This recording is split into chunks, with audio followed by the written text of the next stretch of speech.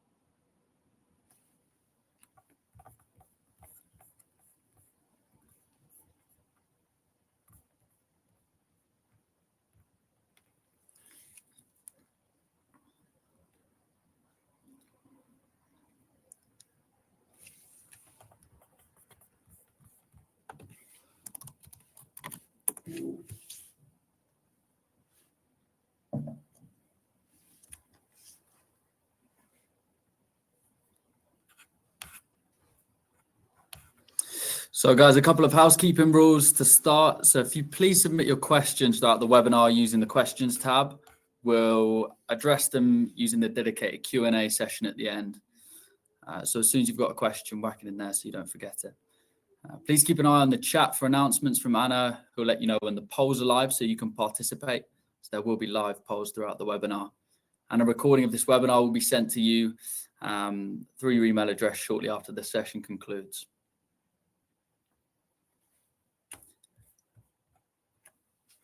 Right, I think we'll make a start now. I very much appreciate everyone on this call taking time out of what I can only assume is around your lunch break. So we really appreciate it, and hopefully you're going to get something tangible out of today.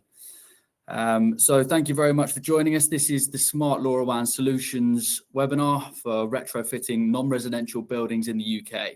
So we're here to explore the most pressing challenges and opportunities we face in our industry. How can we retrofit existing buildings to reduce carbon emissions, improve efficiency, and create healthier environments? So I'm going to dive straight into walking through non-residential buildings. And from Sontay, myself, I'm the UK South Sales Manager. And we also have Luke Davis from Wattsense, who is the Account Manager for the UK, and Violetta Mitsova, who's the CSO and co-founder at MClimate. So you're in very good hands today. So the importance of retrofitting commercial and public buildings. So diving straight into it, why retrofitting matters. So buildings contribute to over 40% of the total UK carbon emissions, making them one of the biggest opportunities for decarbonisation. Aviation accounts for 7% and road transport is 15%. So this is by far the largest emitter and therefore the single biggest opportunity for decarbonisation. By 2050, 80% of the buildings will still be using already exist today. We can't possibly rebuild everything, so therefore retrofitting is the only viable route to net zero. Pre-2009, energy efficiency wasn't a design priority. So that means poor insulation, oversized systems, and little to no smart control. And that's what we're going to discuss today with the Wattsense and MClimate solutions. Public commercial estates like schools, hospitals, and airports have long lifespans and are also very visible to the public. So retrofitting them doesn't only cut emissions, but it also improves reputation, CSR, and compliance with government targets. So the main drivers of retrofit that I'm seeing personally today, and I'm sure you guys will be seeing the same, is mainly decarbonisation. So the UK's legally binding net zero 2050 target means that all residential buildings must cut their emissions. Retrofitting existing stock is the only way to achieve this at scale. Regulation and compliance, so you have standards such as the Building Regulations Part I, and minimum energy efficiency standards, and the CIBSE TM65 embodied carbon guidance that we've got for our products. And these are pushing landlords and operators to demonstrate improvements or risk penalties. Energy cost pressures. So with volatile energy prices, clients are focused on ROI and payback. which is what we're going to talk a little bit about today. Occupancy well-being, you need good air quality, comfort, and productivity. They're all now seen as essential outcomes. Insurance and risk management. So without proper monitoring risks, such as water damage, Legionella outbreaks, or poor IAQ increase, insurers and regulators are paying closer attention as well.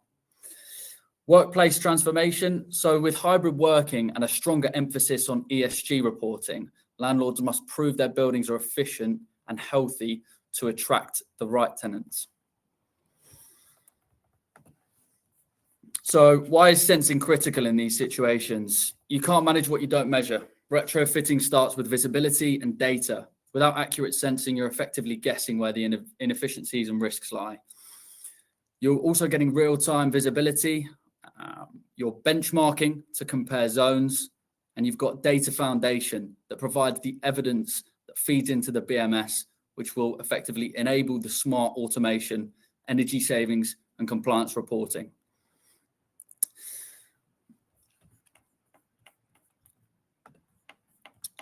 So finally from me, retrofit versus new build. So why would you retrofit versus new build? You've got lower cost and disruption. Retrofit projects cost significantly less than demolishing and rebuilding.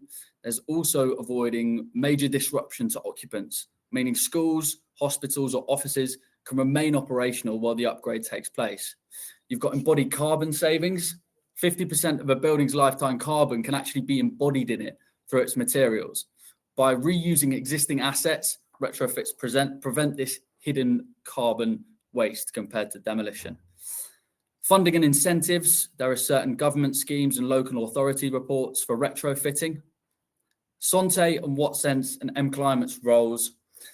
Our peripheral sensors and wireless solutions slot into existing BMS infrastructure with minimal disruption. This means that clients can upgrade step by step without replacing entire systems. So once you've measured and understand your building's performance, the next step is to control demand and improve efficiency, which is where MClimate's smart retrofit solution comes in. So without further ado, I'm going to hand over to Violetta, who's going to take you through some of their products. Thanks, Dan. Really nice to meet you all, or not see you, but hopefully some interesting content for you today. As Dan already pointed a few of the retrofit drivers, I'm just going to stress out again, really what we're trying to do here is to make buildings smart without emitting further carbon, and actually use the existing building infrastructure by laying out sensors, a gateway, and a platform that allows you to manage your building better. Again, this is not just to optimize the occupant's experience or the things that Stan already mentioned and talked about, but we also here are trying to get data collection for ESG goals and actually prepare you your assets for the future. I think what you can get out of this is track, report, improve the building performance in general. And this is something that, as Stan also pointed out, would not disrupt your operations. I think he also didn't mention the hotels, but yeah, in general, a lot of the public buildings out there can really enhance also their reputation, their brand image by being more sustainable, but also save energy and up to 35% of that. On the actual devices, we manufacture around 25 devices, 5 are in development for control. They are split into 3 categories. One is energy management and control, and this is the one that I'm going to talk about first. Again, we try to optimize around 90% of the energy consumed in the building. This means radiators, underfloor heating. This means also fan coil units, as well as the new device we're going to be launching is split AC controller. Again, all these devices can be placed into rooms, and then you can have room by room control that is rarely allowed by the existing building management systems, since most of them are quite obsolete and over 20-30 years old. I think in terms of the selection of devices, there is always the humidity and temperature sensor. This is kind of the basis of every device. And then on top of that, you can embed schedules. You can use different movement detection and automation sensors on top, so that essentially the energy that you control is room by room based, occupancy based, and something that can really be more beneficial for the users. On the other side, just to continue the climate and energy control, we have introduced 2 relays. The relays are very small and they can be installed behind any socket. So really this allows you to control electrical heaters, which are very typical in the UK. It was something that wasn't communicating to any other system. You can also have portable fans, portable screens, pretty much everything, including lights that you can automate now and put on schedules. There is also a sub-meter included in some of the relays. So essentially you can know exactly what part of the building consumes what when it comes to even a single desk. We sometimes use that in our offices for desk occupancy. So essentially you will be getting data when someone is on the desk. The water control is also quite a big topic in the UK, we noticed, with Legionella prevention. So essentially what we have here is, apart from detecting floods and controlling the floods, we also have the valve that allows you to shut off the water remotely. You can put it also on schedules, which is the Legionella prevention type of use case, but you can also just stop the water remotely if there is a leak detected in your building.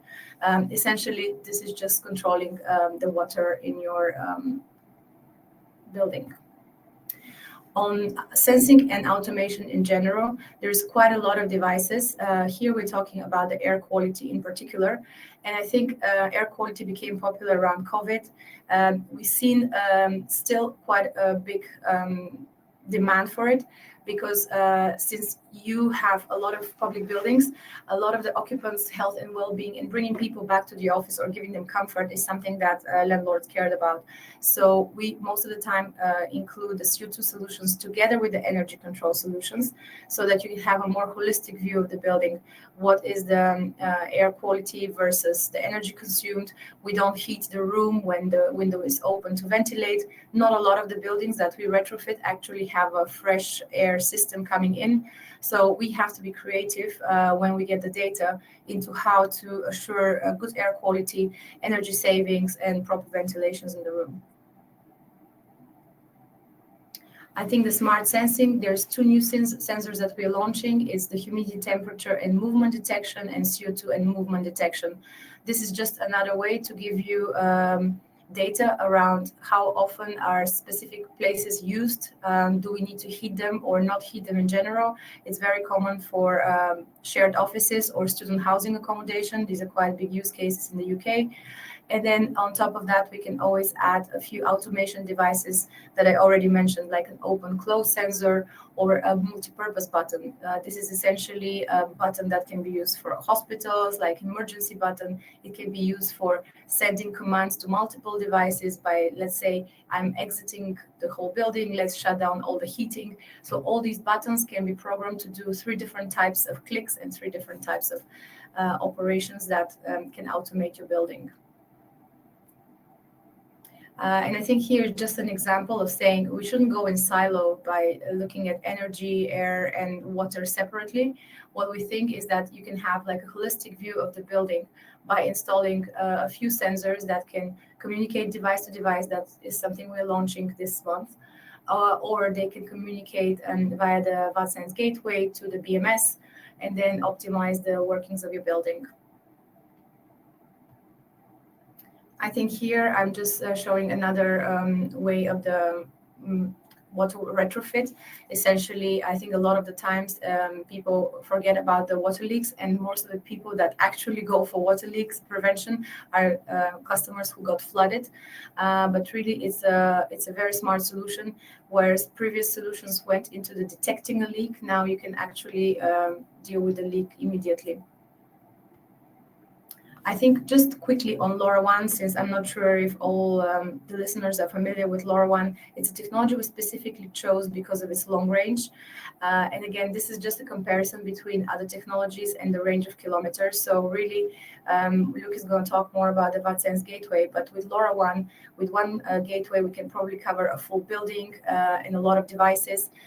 This allows us better communication through walls, and a really, really long battery lifetime. I didn't mention for all the devices, but we have between 10 and 15 years of battery lifetime, which is something that reduces your maintenance cost a lot, and it's just the biggest selling point probably for choosing that technologies over the rest of the ones showed here. So it's low power and long range communication. I think the actual architecture is that on one side you have the sensors, then you have the gateway that communicates LoRaWAN, then LoRaWAN to BACnet and Modbus. Here you have the option to go into the BMS in the building management system, or to present the data into a dashboard or any other property platform that you're using with API. So really LoRaWAN is an open protocol that allows devices to communicate openly and freely, and it's something that the building management world was lacking for a really long time. I think my next slides are about the actual financial control, but at this time I think I'm going to hand over to Luke just to walk you through how quickly you can onboard devices and sensors, and how you can make this smart system with not with a lot of hassle, but easily. Luke? Yeah, thanks for that, Violetta. Thank you everyone for joining us today. It's a great pleasure to be here today with MClimate and Sontay. So just briefly, we're going to just run through a quick demo of the console. So here we have the actual hardware, the gateway that you're all familiar with, that you've seen. Essentially, it's a multi-protocol gateway. We can connect various devices through all the protocols. You can find a list of everything that we can connect on our website. Now, this uses either wired or wireless, like I've just said, and we can use LoRaWAN, so we can take all, just like these subjects that we're talking about, we can take everything wirelessly and pull that in via BACnet. It's one of the most used purposes for the gateway, I'd like to say, LoRaWAN to BACnet IP. We can pull that data into a BMS. But the actual gateway itself can do so much more. So what I'll do is I'll just share my screen, and we can just take a quick look at the actual console itself. Here we are. So I hope you can all see that. Please type in the chat if you can't see this. So essentially, once you log into the actual UI, this is what you'll be faced with. So you'll be faced with a map, and you'll have all your gateways posted wherever they are. You'll have access to these all across Europe. My box is down in our head office, down in Lyon. So this will be controlled by myself. I'm currently up here in the north of England, in just outside the Leeds area. And here you see we have the left-hand tab, which you'll all have.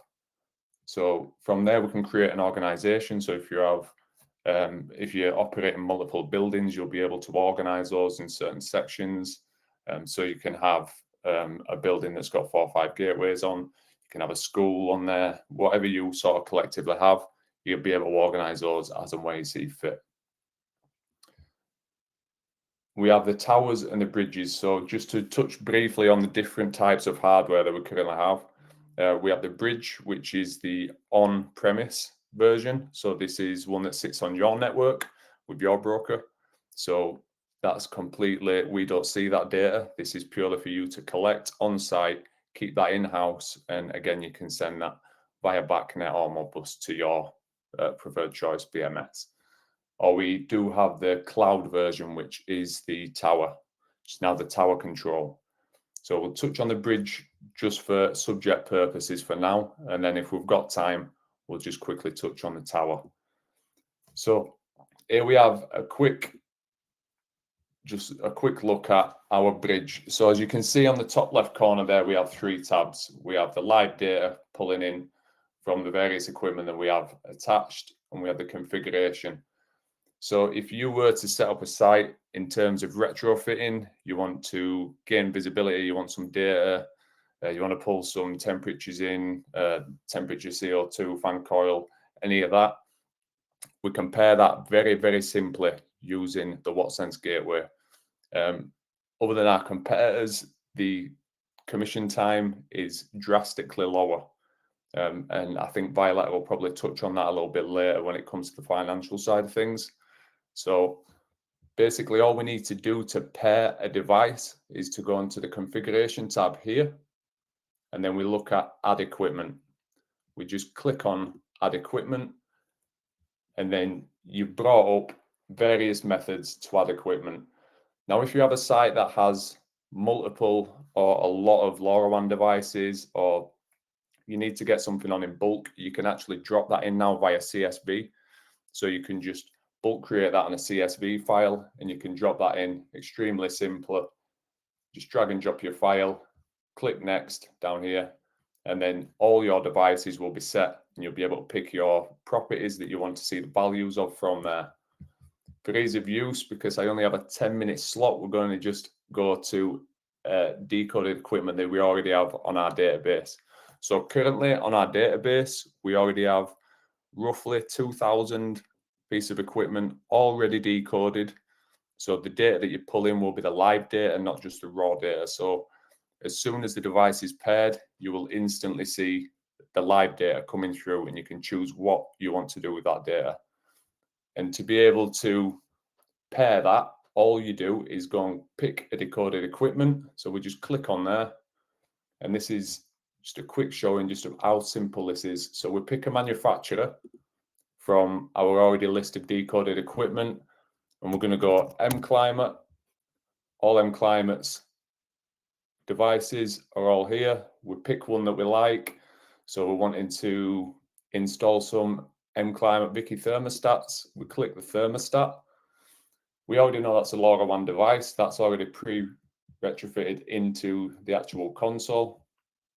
Have the display name. We just put test on here, just for ease of use.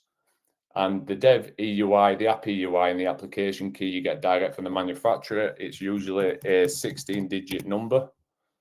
So just put a random one in for now. Same in the EUI. And then the application key is usually a 32-digit number. Once we have those input, instantly comes up with all the properties available for that particular device.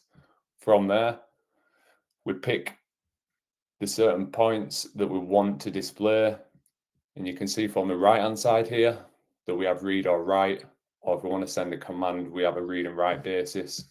We just pick the ones that we want to see: humidity, sensor temperature, anything that you want. And just to touch on this, if it has a little cog on there, that just comes as standard. If it doesn't, and we pick something, so we pick a piece of data that we want to pull through to the console, send that back to the BMS, then that classes as 1 point. So when we're talking about the license structures and how many points we need for each individual site, we would pick that, and that would class as 1 point. All we do from there is click save. Instantly added. We check the configuration, and there we have our MClimate Vicky thermostat there. Once we send that configuration to the box will speak to the device, start pulling the data in instantly. It's that simple. So we can do that via bulk if you have multiple devices that you want to pull onto the box, or we can do it individually depending on what you have. From there, I'll quickly show you, trying to condense this into 10 minutes, but I'll quickly show you, if we want a gateway, I'll just show you how very simple it is to create a gateway. We just click on the little tab here that says gateways, create, and then we call it gateway test. We choose the protocol, so we want to send that back now via BACnet IP. And we need to pick a physical connector that's on the actual hardware. We're going to go with the left Ethernet port. We're going to save this. Instantly the gateway is created. Once we run a BACnet scan from the BMS, that data will then pull through. It really is as simple as that. If you have any equipment that you use on site that you don't currently see in our catalog, if you just tell us the equipment, we decode that completely free of charge, as our database is just growing week by week. It's growing by the hundreds. So that's just touching on the bridge. So again, the bridge being the on-premise version, this is your version that you have access to the data and you only. We use a 4G SIM only to configure the box, then the SIM card goes dormant and it sits on your network. If you wanted to go a little bit further with this, and you wanted some automation, some scenario-based automation, you wanted graphs and alarms, then we come to the tower control. So this is a cloud-based solution. And because we can see it's in the cloud, we can see we can play around with the data. This now gives you access to the extra features, which include dashboards, graphs, alarms, programming and scheduling. Just to give you an idea, if you had a building where you wanted to control the heating, we can turn the boilers on and off, turn the radiators on and off, and we can actually do that to a schedule. So as this is a demo, we have preempted that we want to preheat a school between a set parameter of times, between 7 and 9, and we define those temperatures. So we can steadily ramp up the heating for the school or offices or wherever that may be. And then we can have a set parameter for the temperatures of when things are turned on and off between the hours of 9 and 5. And then once everybody leaves at the end of the day, we ramp it back down to set parameters. You can essentially create your own mini head end, a very light version of the BMS. Here, this is a schematic of our actual office. So this is the head office in Lyon. The image is static. We can just upload that as a JPEG, but the data is live. These are currently sensors that I've hooked up down at our office in Lyon. We can have schematics of anything on there, and you can essentially create your own little head end. We have the graphs tab where you can export the data. We can pull that out via CSV. You can get sent to yourself. You can choose which points and sensors you want to see or view.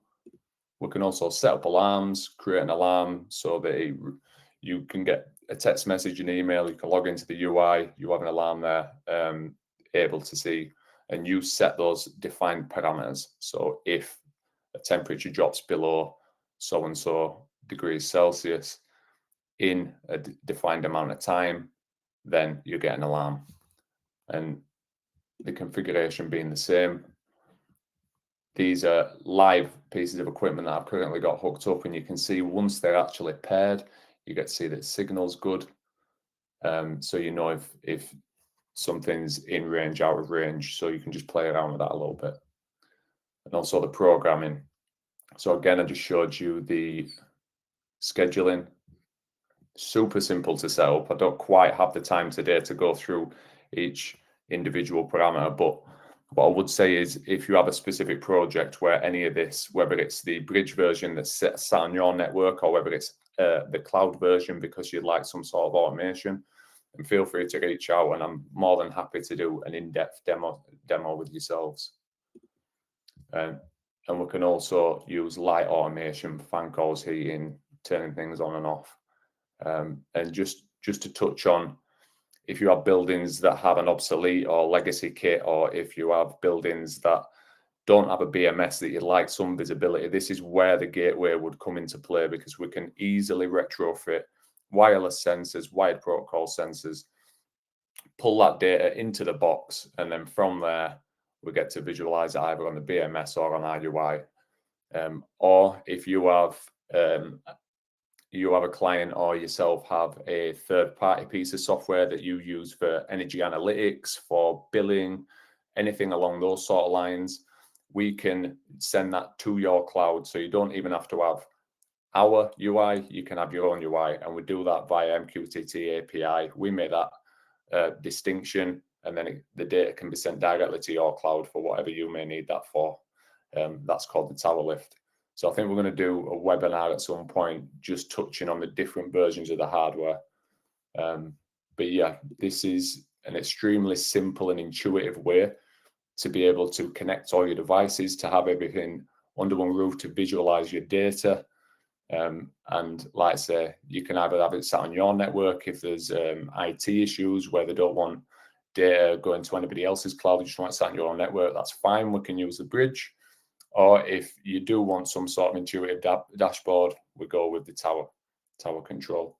We can touch on the licenses and the structures at the end if we have time. But I think that is pretty much it from me. I had to keep it short and sweet. I think I've run over very slightly, but if we have any questions, please do just pop them in the chat. and we'll do our best to answer them all at the end.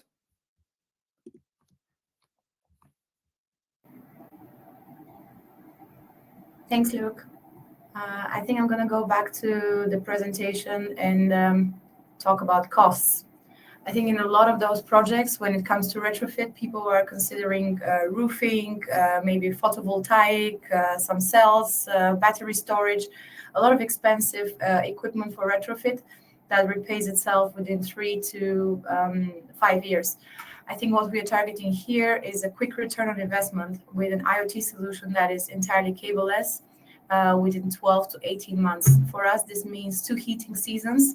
And again, we are mostly focused in the UK, Nordics, DACH. We have installations in Spain and Italy, but again, the repayment schedule and the repayment plan for projects in the north are much quicker. Even if depending on the energy of the price, we might have some fluctuations. We rarely get projects repaid for more than 2 years. I think really when setting up a POC, we look at measuring success. So we create some KPIs that can be easily measured with the data that we received. One of them is energy consumption. For all our customers, we expect between 15 and 35% of savings. I think the overall heating and comfort, that's a given already, since you're going to have the room-by-room control set up. I think setting actually measurements and analysis based on the data is something that we don't offer right now, but essentially with the involvement of AI and machine learning, I think once you start collecting the data, it will be very useful for you in the future. You can already make some small strategic steps into what you want to optimize, but essentially the data will be there for you to not only analyze it right now, but also to keep it going for the couple of years to come, improving the asset value that you currently have. I think on the improvement of the CO2 footprint, the energy savings that we make are actually translated into CO2 savings too. So we use the carbon grid mix factor, and then on your savings, we can actually then show you what the carbon footprint reduction would be. Here I have a lot of data, but I'm just going to briefly walk you through how the project setup would work. Let's say you have one office building. I took an example of an office building in the UK that is 1,000 square meters. Sorry, I didn't do it in foot, but the data was from originally Italian building. I adjusted the kind of average heating requirements. So here we're talking about around 160 kilowatt hours per square meter as a usage.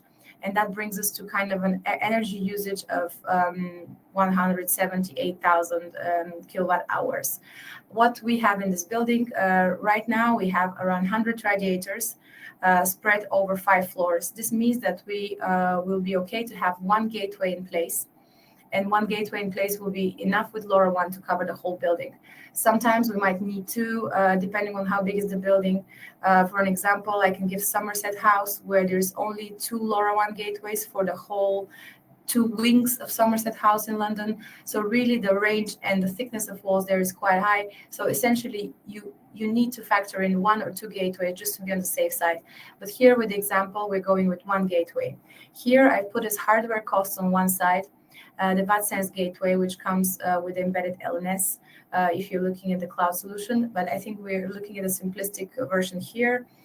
Then we have, let's say, 100 radiators that you want to optimize. This we put also rough estimated price of 65.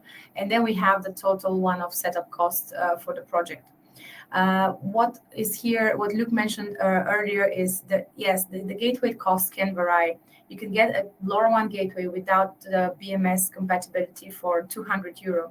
And then once you add the BACnet and Modbus compatibility and the building management system compatibility, it can go between 500 and 1,000. But the difference here is how many more integrator hours or extra work you're going to need if you did not have everything integrated as it is in the Wattsense gateway.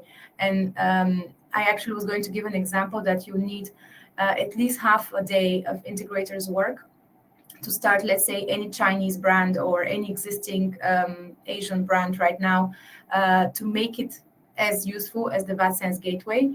And that half a day of engineers' work would be around 500 pounds probably. Just today, we got also a question from a customer in the UK that was quoted 1,000 per device for integration into Chinese gateway. So essentially, having a gateway that already has everything embedded and it's easy to use, even though it shows you, it looks like it's double the price of the Chinese version, it actually costs you a lot less in the longer run and even in the initial setup phase. Here we're talking about 100 TRVs that will communicate with the BACnet and Modbus or whatever the building management system is. And then they will be installed by the existing property management in the office. What we can achieve here is between 15 and 35% of savings. So looking at the calculations here, the initial investment requirement is 7,500, as I mentioned, just as a brief example. Then you have the savings generated, which is the sensitivity case between low and high. And then we see the cash flow impact in the first year of operations. In the first year of operations, we see that with 15% saving actually will not cover the costs in the first year, but it will happen in the second year because the savings are actually accumulating over time.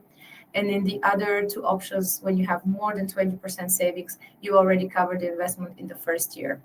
One thing also to be vigilant about when we're doing this calculation is that you have to split the heating and water. So basically the yearly consumption between heating and water. Whether it's an office use case, a hotel use case, or a school, these percentages vary a lot. But essentially in the heating case of an office, the majority is used for heating and not for water.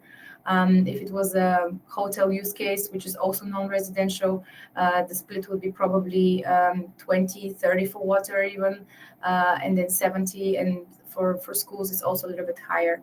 But yeah, essentially from having an annual bill of your building, knowing how many devices you need, we can quickly do this return on investment calculation, run some scenarios on how much energy you're going to save every year, and tell you when the investment is going to be repaid. And I think that's quite a unique solution to have if you know that your repayment schedule is between the first and the second year. I think in most of the cases, we will add on air quality. Again, we'll add on a few more sensors, which don't necessarily have a return on investment because they don't measure the energy savings. But essentially, the return on investment there is the quality of the health of the occupants, and really it's something that prepares the building for the next movement or the next few years, whether being a new tenant or a sale in the process. So I think that was roughly an example on the return on investment. We can walk through a lot more examples and real buildings, again, with realistic findings. And I think this way I'm going to hand over to Stan. He's going to walk you through a few of the use cases we have already in the UK. Thank you very much, Violetta. I'm going to cut through these fairly quickly, as I'm aware we've got to fit in a 15-minute Q&A at the end of this, but I'm going to cut through some real-life use cases that we've supported using Wattsense and MClimate. So first of all, we have Gatwick Airport. So this is a large complex, one of the UK's largest, busiest airports, ranging from terminals to plant rooms. They needed a solution for energy optimization, compliance monitoring, and improving the indoor environment for both passengers and staff. So with this, we're looking at scale and resilience. So it's a 24/7 operation at Gatwick. Any retrofit must be non-intrusive, low disruption, and scalable to roll out across all the different buildings and systems without interrupting daily activity. So our choice was the Sontay Wattsense bridge, which was the LoRaWAN, allowed us to provide a long-range, low-power connectivity across the large site, and step-by-step, they're increasing the range with more and more hubs. And just for a little fun fact, so they had an apprentice which was in the business for 3 months, and the most recent gateway, they gave a project to set up the hub, and she had it done in half a day. And this is someone who's brand new to the industry and to Gatwick Airport. That just sort of showcases how easy it is to install. So next we have the infrastructure. So the Wattsense bridge. I'm not going to touch on this too much as we've just had the expert Luke there go through what it looks like, but it's a one-time investment. It's a scalable foundation. It's a future-ready backbone, almost acts as a digital nervous system. And it's got it's a multi-protocol translator. And for consultants and installers, this means faster deployment, less engineering time, fewer integration headaches, as Violetta was mentioning there, and directly improves the project's profitability. So next we have the sensors deployed. We have 8 bridges, temperature, relative humidity, clamp on pipe temperature sensors. They're now expanding to indoor air quality sensors. The key point here is it's a scalable sensor network. Once the Wattsense bridge is in place, additional sensors can be added incrementally without disruption. This means the infrastructure adapts as Gatwick's needs evolve, so it future-proofs the site. The benefits for Gatwick here, we've already talked about scalable, so without costly rewiring and downtime. It's totally interoperable with the existing trend BMS. So it consolidates all the data in one platform. So rather than having Legionella testing on one side, and that's one login, and you've got your temperature, relative humidity, CO2 on your BMS, this brings it all into one easily accessible system, which is the BMS. It's automated monitoring. So you've got tasks like manual water checks are now exempt. It's now all automated logging. You have a reduced risk of misreading readings. And provides a digital audit trail for compliance with HSE and insurers as well. And future-proofing is not only future-proofing the infrastructure of the wireless technology, but it's also using leak detection, metering, and advanced energy management to ensure the infrastructure supports Gatwick's net zero journey into the future. Next, we have why LoRaWAN works here. So it's long range, low power. It's a non-intrusive retrofit. There's no disruption to operations. The battery life is now well over 2 years, with the batteries of the sensors reading at 100% of the temperature, CO2 and humidity sensors, reading every 10 minutes. Airport advantage, so you've got signals are able to penetrate large terminal spaces and plant rooms, environments where Wi-Fi or wired connections would be completely impractical. Because LoRaWAN's an open standard, the estate isn't tied to one manufacturer. They can add devices from multiple vendors over time, which is why the Wattsense solution is so key.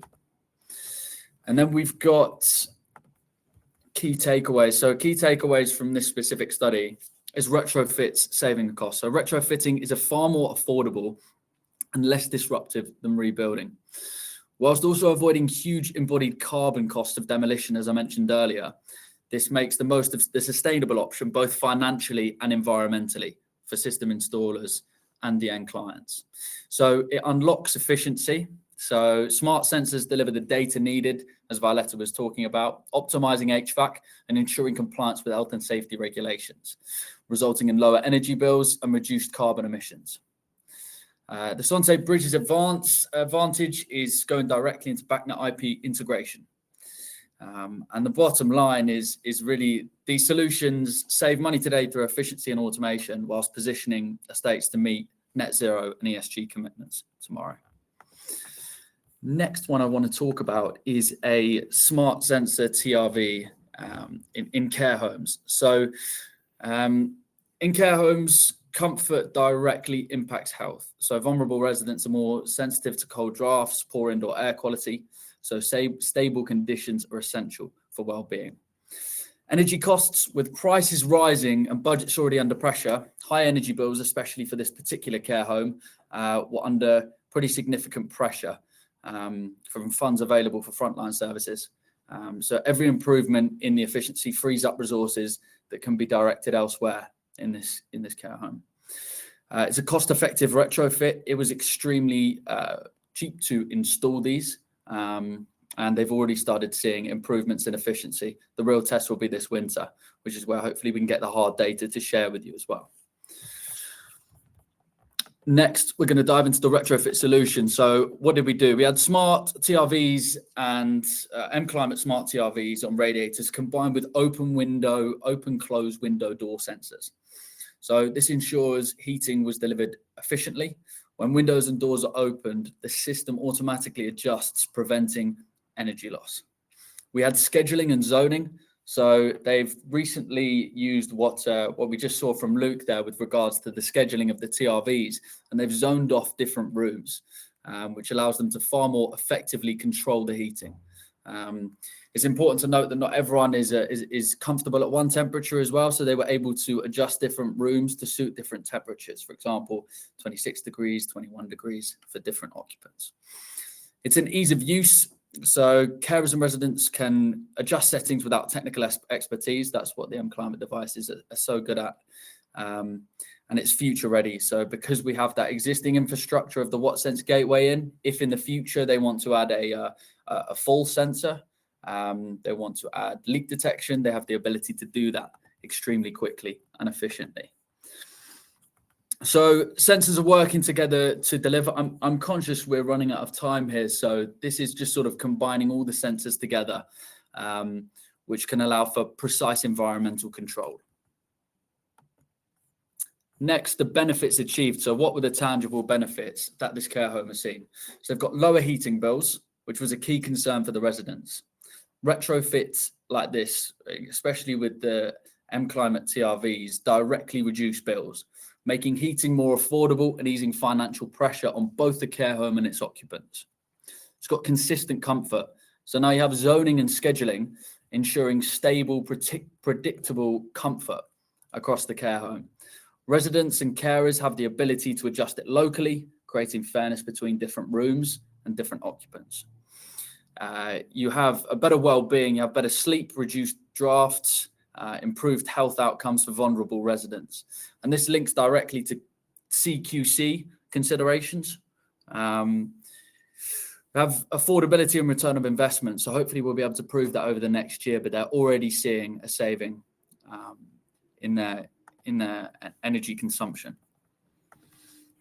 Wider application, it goes without saying, this could be used in student accommodations, hotels and boarding schools and hospitals as well. So just over around about 2 minutes there, but I would like to open up the board to questions and answers, as well as any thoughts you might have about today's session. Thank you very much. We already had some questions. We can read it here, even though we answered them, but one was for Luke. How strong is the gateway's penetration in solid construction? What is the best way to increase the range? I added a link to an article for the good practices for LoRaWAN projects, but Luke, if you want to add something else regarding that. Yeah, it's quite difficult. And I mean, that's quite a frequently asked question that we have. How far is the penetration for the LoRaWAN and the signaling, or if you are putting this in, let's say, a plant room that might be a little bit further down, out of the way on a campus somewhere, it might be down in a plant room somewhere. But just to touch on that a little bit, it's extremely difficult to preempt just how strong the signal will be, purely based on multiple factors with, what the building's currently made out of. Is it a solid brick structure? Is it a more modern metal structure that's being used? How many floors are we talking about? What I suggest to clients usually is to buy a test kit, an Adonis test kit or something similar, and that will do your range finding for you before you go to site and deploy. They're very simple to set up, very easy to purchase, and you'll get a better understanding of the actual range. I think, Annie, you mentioned that you might have put something in that gives them a little bit of an insight into some of our case studies that we've actually done. Yeah, so kind of like a step by step. Yeah. Probably just read into that a little bit, but it's quite difficult. Usually, on an average deployment, we can stick a gateway and still have visibility 4 or 5 floors high, 4 or 5 floors lower. But again, it all depends on the structure of the actual building itself. Without knowing that, without testing that prior, it's quite difficult to preempt. Another question that Violeta answered that was done through the chat, it was the cost. In the return on the investment calculations, I didn't factor in the investment for actual labor to install the devices. And a lot of the times we actually work with the property management on site, the maintenance team, whoever is dealing with a school or a hospital and is on site to do daily maintenance. And really we can teach those people how to do it because there is no electrician work required. Unless it's the fan code thermostat, which requires wiring that I forgot to mention. But essentially, if we plan the installation cost to be done by a third party, we need to factor in 2, maximum 3 minutes per device. Even the TRV, the radiator TRV, which is, I would say, the more complex one, you have to turn the heating up, unscrew the TRV and put the new one in. And then you just press a button to see the message for calibration, and then it's connected to the platform. So really, it is quite easy. And yeah, what we try to do, and as Stan mentioned, we try to finish a building within a day or 2 without disrupting the operations. But really, it shouldn't be more than a quarter of days work or 2 days work, depending on the size of the building.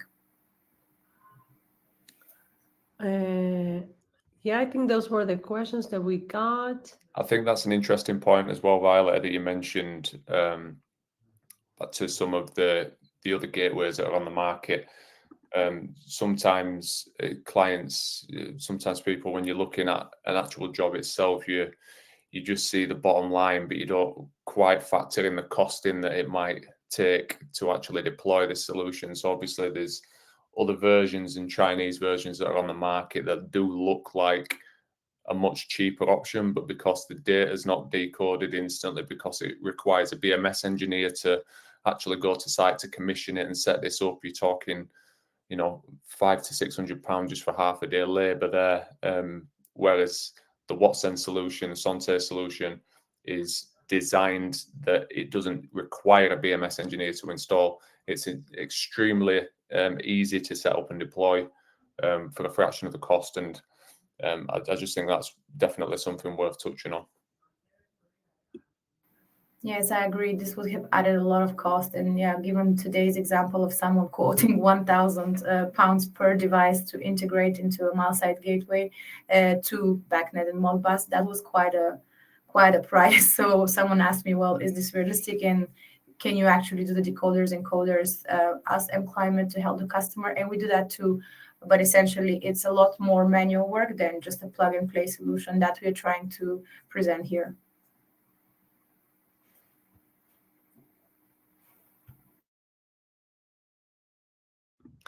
If anybody else has some questions, now's your moment. If not, I think we can call it a day and everybody will get the webinar on replay. But, we have another question. If I need to install multiple bridges, how exactly do I connect the system to the BMS? Does each bridge need to be connected to the BMS? Luke or Stan, I don't know. Dan, do you want to jump on this? Do you want to jump on having multiple bridges connected? I suppose it all gets fed into the BMS on the IP, and then you can see it come through on as the BACnet input points, if I'm correct, Luke. Yeah. Yeah. So we also need to figure out, why do you need multiple bridges, and if you actually need multiple bridges to begin with your project, you know? Yeah, so a lot of people that have come to us with looking for this solution is you only need more bridges if you need more range and connection. So as Luke was saying earlier, it's very dependent on the building material and how the building's laid out. That will determine the range. It can go up to 250 meters inside, and then it can drop down to 100 if you're looking at thick lead walls. So I suppose you only need more bridges should the connection be weak once you've done your test site visit. We found they can go up in large high-rise building in London. You're looking at 2 floors up and 3 floors down, including the floor that it's on. So you're covering about 6 floors with one gateway, typically. And that's going to the extremities of the building. And it's very easy to connect multiple bridges onto the BMS and see them coming in through the BMS individually. It's not an issue whatsoever in my experience. I don't know if that answers your question there, Christian. That's perfect. And just to touch on that a little bit as well, if anybody's got questions on here that they don't fancy sharing to the chat, just reach out to either myself or Violet or Stan. If you have an individual project that you require a little bit more time spent on, we can all book an hour in and we can go through your project completely. So yeah, if something requires a little bit more detail, then feel free to reach out after this webinar. We'll follow up from this, and then we'll be able to catch up and go in depth and have a tailored demonstration to you as well. Luke, I think there is one more that might be for you. Anna, do you want to read it, or shall I read it? Oh, go for it. Yeah. I have a BMS on the ground floor of a hotel. If I connect a bridge, how many gateways would I need in a 5-floor building, and how would the gateway connect to each other? I think it's quite similar in that sense, in terms of the multiple bridges that you just discussed. Yeah, again, it's quite simple to do. We can daisy chain, or we can just pull them in individually to the BMS, depending on where they're located. And basically, we'd need to find that range. So again, we have to touch back on finding the range, because there is a potential if the building's not solid and it has a little bit more leeway and give. Once we run that test, you might find that you only need one gateway. We can connect up to 5,000 points on a single gateway. So there's very, very few projects out there that connect more than 5,000 points in one go. So if the range is there, we can absolutely just do one gateway. And again, it saves on costs and installation. Just deploy the one. So what I'd personally do, or what I personally advise to do, I would set the test kit on the 5th floor, the furthest part away, and then I would just have a look at the range. You have a little monitor that just tells you the signal strength down below, and then you'll be able to go from there. But if we need to, we can have a call, and I can go into a little bit more depth around how we actually connect them all together. But it's like Stan mentioned, it's not an issue. It's a very simple thing to be able to do.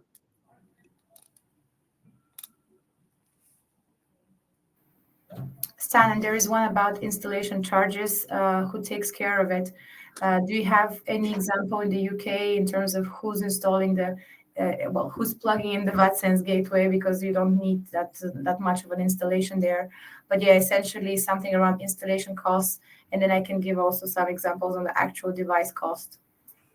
I suppose the installation charges comes down to the system installer who's integrating the technology, essentially. So it depends who you'd be using as your chosen system installer to install the gateway. If you weren't comfortable doing it yourself, which I'd say is a very easy thing to learn how to do, it would be possibly the facilities manager on site or maintenance contractor who takes care of it. Violet, I think you mentioned in the chat, just scrolling up a little bit, that you actually have some videos and you help people actually connect their equipment and the gateways. So these, and as do we at Wattsense. So if there is any sort of feeling that you might struggle to actually connect, just reach out to us, and we can sit down before installation and just talk you through it. The whole point of this is that you don't need to be calling a BMS engineer and spending thousands on installation. It's a very simple plug and play solution that we're deploying, and to be able to bring that data, whether that's on to your network, to your BMS, to a third-party cloud via API, or to our cloud solution where you can then schedule and automate too. Yeah, essentially the idea is that we can have a plug-and-play solution, which is a pre-configured gateway, the number of devices that will go out to the client, and then someone just needs to find the best location for the gateway, which can be coordinated with a small tool to figure out the the connectivity, basically, the signal, the strength of the signal. And then in terms of other installations, because the previous example was for a hotel, I just have one example from Germany. We have a hotel client with 1,500 TRVs, probably around 1,000 rooms, because sometimes they have 2 per room. So basically, we went there for a day, teach the staff that's doing the maintenance in the rooms anyway, and they managed to change over all the radiators within 3 days by entering the rooms when they're being cleaned and someone else replacing the radiator valve in the same time, then being cleaned, and then the room is ready. It wasn't even a checkout of guests, sometimes a checkout, but sometimes even when it's the daily cleaning of the room, essentially just replacing or adding 1 or 2 devices does not take long at all if it's done properly. So yeah, we are all 3 happy to advise you on this. Maybe, Anna, if you can share the webinar together with our contacts, or something that people can reach out to us if they have something more specific on their use cases. Yeah, I'll see if I can. Normally, you can contact them directly via their emails once you get the webinar video, but we have contact information there, so you can reach out to the team. If that's all, I think we can call it a day. Thank you all for coming. If you guys have anything else to add, Luke, Violeta, Stan? No, just we're here to support. I think all the questions there just sort of show what this is all about, and we're here for you to support you in this solution, and we have the answers. There's no such thing as a silly question, so just reach out. We're more than happy to support. Stan, I think if you guys can add right now your emails on the chat as well, that can also, like, just in case somebody has their personal, like, if anybody wants to jump in immediately and have something, that way they don't have to wait until I send the thing. I think that will be good. Yeah, and Jordan, I'm just reading that question that I answered for Jordan. You know, if you want to reach out direct, I can certainly talk you through that. And 5-floor building, there's pretty much every chance that we can just locate that on the middle floor somewhere, and it'll span 2 floors above and 2 below. If more gateways are needed, we can go through that. But yeah, if there's any questions, just reach out to either one of us. I'm more than happy to take you through a more concise demonstration to your project needs. Thank you all for joining, and you shortly will receive the webinar via video email, like email with the video. So thanks again. Thanks, everyone. Thanks, everyone. Have a great afternoon. Cheers.